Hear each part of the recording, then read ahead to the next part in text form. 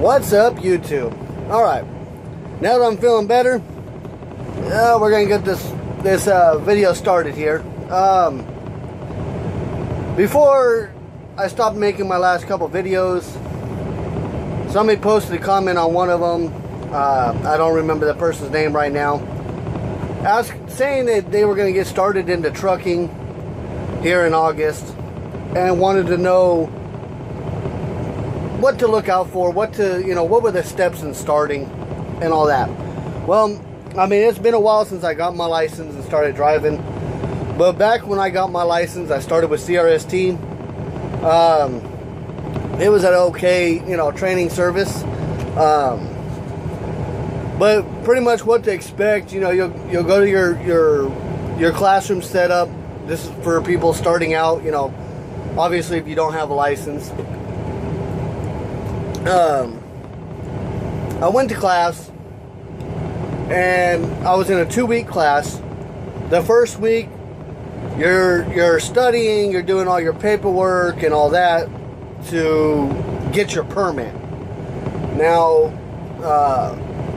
once you get your permit, you do that week's worth of class where you're taking your tests and studying the different rules and stuff like that. You'll get your permit. Once you get your permit, then you spend, a week on what they call the range or the yard or whatever schooling you go to. Obviously the times might be different, but with the company that I started with, this is how they did it. Pretty much, a week worth of classroom work. Second week is you're on the range. That's when you're actually getting in the driver's seat. You're learning how to shift. Most importantly, you're learning the different steps and how to back. Hopefully they still teach that kind of stuff. Granted, they're not going to teach you everything that you need to know, because you're going to learn that out once you get on the road. But pretty much, a week worth of classroom, week worth of, on the range, and then you test out, get your license. Once you get your license, then you're going to go to your company, and you're going to go through orientation. Every company is different. Like with Knight Transportation, they have you on a Squire program. CRST was completely different. But pretty much, you'll go out with you'll do your orientation, which could be, a day to a week long, depending on what your company does for their orientation. With Knight's orientation, I believe it's like 3 days, 3-4 days, depending. And that's where you get you do your drug testing, you do all your paperwork for the company, whether you want to be on per diem, whether you don't want to be on per diem. You fill out your W-9 for your taxes, all the survey stuff that they might have you do to test into the company. I mean, there's pretty much, that's where you're going to learn about the company and pretty much get hired on with the company, is once you go through orientation. Now, once you get that done and you're done with the orientation, you're going to go out with a trainer. Now, every company is different as far as how long you go out with a trainer. CRST was 28 days. Knight, I believe, is 4 weeks. And that's, it might change from here to there or whatever, but, you're going to go out with a trainer. And then with CRST, after you get done with your month, your 28 days, then you pick your teammate, and you start riding around the country with a teammate. They could be somebody that you went to school with, that you just started, that learned at the same time as you. It could be, if you got a buddy that works at a company, has had his license for a couple of years, they want to team up with you, that could be it. Now with over here at Knight, that's what they have this Squire program for. You go out with the trainer, for your month, and then when you get back, then you get your own truck, you're going solo. And with Squire, you got to do 30,000 miles. Once you do 30,000 miles, then you officially change from being a Squire to a Knight. Now, during that 30,000 miles, that's where you're on your own. You're learning the ropes. So if you're just starting out with any company, the most majority, you must. Well, I'm not even going to say a must. Well, it's a must because you have to. But you need to listen to your trainer and follow their steps. I mean, they've been doing it for a while, hopefully. I know some companies, you can be a trainer after 60 days. Makes no complete sense to me. I think you should be with, whether or not you're with a company, for so long, that shouldn't matter. But you should be, you should have your license for at least a year minimum. I mean, be in different driving conditions, weather situations, all that. That's how I believe that, how can you train somebody if you've never had winter driving yourself? That's just beyond stupid. I mean, hopefully some of you guys can agree with me on that. I mean, some people might not, but, that's just me in general. But, the main thing you need to do is hopefully you don't have a rookie or a newbie, as we call them, as your trainer. Hopefully they got some experience behind them. So that way they can teach you how to back, which is the main thing you need to be practicing while you're with your trainer. Insist on doing all of the backing. Driving down the road, anybody can do it. I mean, you're just sitting there, you're driving straight down the road, you might have some turns, you got downhills, Obviously you got to be in your correct gear. Your correct gear. Now, with that being said, granted, I said anybody can do it. There are people that have a hard time shifting, stuff like that. So obviously, find your own fault areas that you don't feel comfortable with and study on those specific things. Whether it be shifting, if that's the case, when you know you're going to be coming into a major city, you're going to be having to deal with traffic. Tell your trainer, obviously, if your logs can, provide you, as long as your logs can provide you the time to be able to do it, let your trainer know, hey, I obviously need, practice on my shifting. We're coming into this city, it's going to be rush hour time. We're going to have traffic. Let me handle the traffic, because then you're going to always be going from first, second, third, fourth, fifth, back down to first, back all the way up, back all the way down. It's hopefully you get, you get into the 8th to 9th, 10th gears, depending on what truck you're driving. Hell, you might have a 13 speed. That's what I got. But, it's just, you're going to learn your different steps. If you got problems with shifting, traffic time, that's your best time because you're going to be going through them gears constantly. As far as backing wise goes, let your trainer know, hey, whenever we get to a truck stop, let me back in. We get to a shipper, consignee, whatever you might want to call them, where your place you're picking up, you're stopping, you're taking a break, whatever the case may be. Hey, let me back in. Let me back in. Let me back in. That way you're going to get the most practice backing up. That is where 90% of all the new people, no offense, but that's where they have their problems, is backing. Because you're driving straight all day long for hours and hours and hours. You got all the practice in the world for that. But when it comes to backing, that's where a lot of accidents happen because you don't get out and look to see, make sure you're clear. You think you're clear or whatever, or you just don't care and you back up, you hit somebody's truck. If that happens, don't be, excuse my French right here, but don't be the jackass that you're backing in and you hit somebody. Don't be that jackass that tries to leave the scene. There's people that see you. They're going to write down your truck number, your trailer number, your company, whatever the case may be. I myself carry a dash cam. You back into my truck, my dash cam's going to see you because it's constantly recording. It's sitting right there recording right now as I'm sitting here at a truck stop. Now, that's the key thing. Who cares if you hit somebody? You're starting out, you're going to, like they say, shit happens. You're going to learn some way. Granted, you should have got out, you should have looked. But, if you hit somebody, that's why they're called accidents. Shit happens. But man up, don't leave the scene. The insurance company from your company, unless your company's self-insured, they're still going to pay for it. Granted, you might get a slap on the wrist. You might get on probation.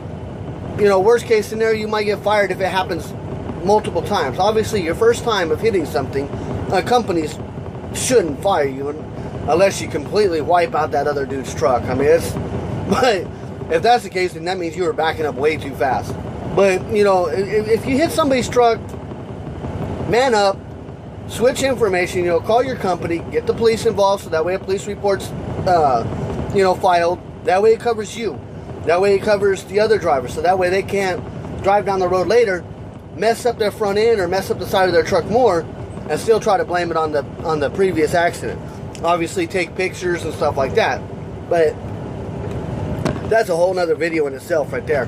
But you know, for as far as what you're expecting, when you're with your trainer, insist on backing.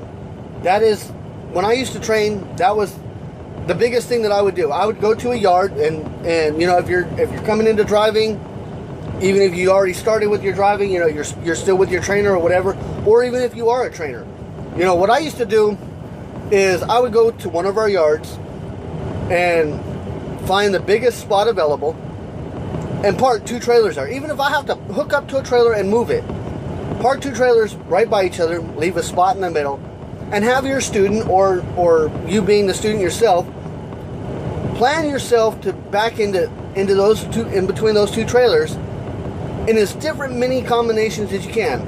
If you got a road cone, set out a road cone for, you know, imagine in a parked car or something, or a wall, or a sign, telephone pole, whatever, you know, set different obstacles out there for you. And that way, while your student or yourself is trying to back in, you have those different obstacles to avoid. You're going to you can situate yourself into different scenarios. Blindsiding, you know, straight line backing, alley docking, or, you know, your 90 degree, 45 degree, you know, doing S-loop back into it, you know, U-turn in and back straight up, you know, I mean, put yourself in different situations. Like I said, I used to do that with my students. We would get a load. I would get a hold of my dispatcher, tell them, hey, find me a load that has plenty of time on it. We're going to stop at this yard, and we're going to practice. And we would spend almost the whole day practicing, just backing. Move some trailers around to get them situated. Okay, now you're going to go this way. Now you're going to go that way. Now this isn't in your way. How are you going to get in there if this is in your way? You know, and just pretty much teach all the different possibilities that you might encounter while you're out on the road. Granted, you're not going to hit every single one of them because every single place is different. But you know, at least with all that practice, you're gonna know to use your head to think and look at the situation. Say, okay, this truck is here, this car is here, this wall's here. Don't forget about that damn telephone pole. Those disappear real quick in your mirrors, and you'll never know it. But with, you know, and just keep doing that. Granted, knock on wood, I've never hit anything backing up. If I had some wood in this truck, I would definitely be knocking, because, you know, it's all about getting out and looking. You know, make sure you got to make sure of your surroundings. You know, don't take for granted that something moved or that something isn't there. Obviously, when you're pulling up to a spot, you're going to look in the spot, make sure there's not a bobtail way at the back of the spot, or, you know, there's not pallets in your way, or trash cans, or whatever the case may be. So then, okay, once you see that that spot is empty, once you get set up, constantly watch your mirrors as you're setting up. So that way you know if another truck's, you know, sneaking up behind you, a car's sneaking up behind you, or what have you. But, we're getting off topic. But, you know, as far as what to expect, this video is getting kind of long. But, you know, once you get off the truck with your trainer, you'll be solo or team, depending on what company you're with and stuff like that. As far as expecting that, I mean, it's just typical truck driving. You know, you're gonna deal with traffic. You're gonna deal with dumbasses out on the road that even though there ain't no traffic, they're too busy with their cell phones in their hand, you know, and they're swerving all over the place. There's all kinds of situations. I mean, I could make a video that's, you know, an hour and a half, 2 hours long, just explaining all the different shit that I've been in. But with that being said, I mean, that should cover for the most part of what to expect. I mean, I know I could be missing a lot, but while you're with your trainer, just make sure you pay attention and, you know, follow their rules. Listen to them, you know, see where they're coming from, actually pay attention. No offense to the guys out there, but when I used to train, I prefer training women. No, it's not so I can sleep with them or anything like that. I'm a happily married man. But what I found out while training women, guys, women tend to pay attention. The guys paid attention too, don't get me wrong. But the women, they think about it, they listen to you, they try it, they do it, whatever. They're not the ones that, like most guys, not saying everybody is different, but a lot of the guys, they had it in their mindset, I know how to do this, I can do this, this is no problem, I can do it. So therefore, then when your trainer's trying to teach you how to do something, you're hard-headed. You don't want to listen to the trainer because you know how to do it. You were taught this in school. It's already in your mindset of, I need to turn left here, turn right here, back up, watch my mirrors, do all this. But if the trainer's trying to teach you a trick or, warning you about something, don't be hard-headed. Listen to your trainer. That's the key thing on the road. While you're with your trainer for your month or 2 months or 6 weeks or 2 weeks, whatever the case may be, listen to the trainer. They're going to teach you everything you need to know. Well, not everything, but you get my point. They're going to teach you a lot about it. But with that being said, that's pretty much all you can expect, schooling wise, stuff like that. You're going to deal with your paperwork, stuff like that. Pay attention to school. You're going to learn your pre-trips and stuff like that. But with that being said, for all you drivers out there, be safe, keep the shiny side up, be profitable. For those of you coming into this industry or just thinking about coming into this industry, be safe, think about how you're going to do it. Make sure you enjoy driving before you just jump into it. Do your research. As far as money goes, when you start out, you ain't going to make shit. You're going to make money, but it ain't going to be, you're not going to get rich doing it. Don't think that you're going to come into the industry and you're going to instantly make all this money that that you're going to make. I got a buddy of mine. He's getting ready to start driving truck. He currently makes, $1,400 every 2 weeks. And I told him, well, when you first start out, you probably won't even make that. You might make $400 or $500 a week if you're lucky. But that's just like any other job. Just like that job that he started out with originally. He wasn't making near that. He had to work his way up. Obviously with truck driving, as you get more experience, you're going to start here and then you're going to work your way up. You might start at 20 cents a mile, 30 cents a mile, whatever. Over the time, every 6 months or whatever, your company might give you a penny raise. Granted, a penny raise doesn't seem like much, but when you're doing 100,000 miles a year, that's 100,000 pennies. Think about that, But anyways, with that being said, don't think you're going to get rich out of it. You'll make money, you'll live, but that's about it. Hopefully, if you got a lot of bills at home, hopefully you got everything situated before you start. But with that being said, this video is kind of long, so be safe, like, subscribe. Any comments, questions, concerns, leave them in the comment box below. If you got an idea for a video or anything like that along with your questions, I can make a video on. Leave those in there. Email me at truckerqa@gmail.com and we'll do that. I got another video to make. With that said, be safe.